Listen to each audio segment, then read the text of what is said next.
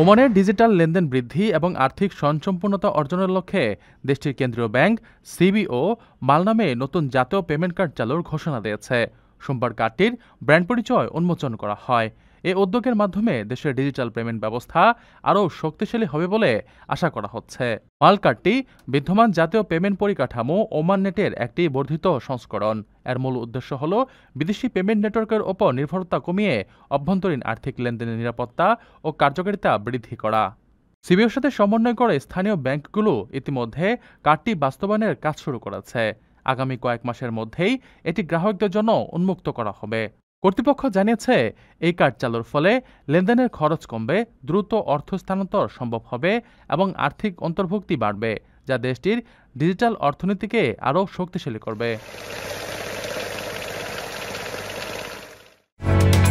ওমানের সেরা রেট দিচ্ছে বাংলাদেশি প্রতিষ্ঠান গালফ এক্সচেঞ্জ। প্রিয়জনকে টাকা পাঠাতে আজই আসুন আমাদের যে কোনো ব্রাঞ্চে অথবা কল করুন স্ক্রিনে দেয়া নাম্বারে। গালফ এক্সচেঞ্জ, বাংলাদেশিদের প্রিয় এক্সচেঞ্জ।